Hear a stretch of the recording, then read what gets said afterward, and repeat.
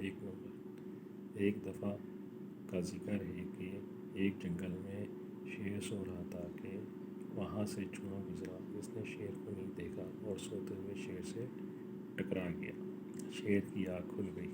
2 number. शेर गुस्से में आ जाता है और चूहे को पकड़ लेता है। शेर गुस्से में चूहे को कहता है कि तुमने मेरी नींद खराब की है, मैं तुम्हें खा जाऊंगा। चूहा डर के कहता है कि बादशाह, मैं एक छोटा सा चूहा हूँ, मुझे खाकर आपका पेट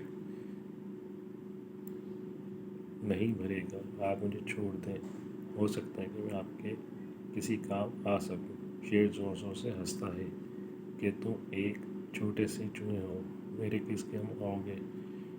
शेर चूहे की इल्तिजा सुनकर इसको छोड़ देता है।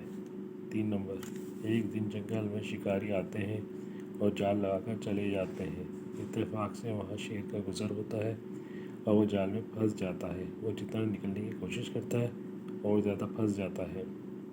4 नंबर। शेर ज़ोर ज़ोर से दहाड़ता है। शेर की दर्दनाक दहाड़ सुनकर चूहा फ़ौरन आवाज़ से जाता है और वहाँ शेर जाल में कैद नज़र आता है। 5 नंबर। चूहा शेर से कहता है कि परेशान न हो, मैं अपने तेज़ दांतों से जाल की रस्सी काटता हूँ। 6 नंबर। चूहा एक करके जाल की रस्सी काट देता है और शेर आज़ाद हो जाता है। शेर बहुत खुश होता है और चूहा और शेर अच्छे दोस्त बन जाते हैं। सबक। इस कहानी से हमें ये सबक मिलता है कि किसी भी चीज़ को कमतर या हकीर नहीं समझना चाहिए।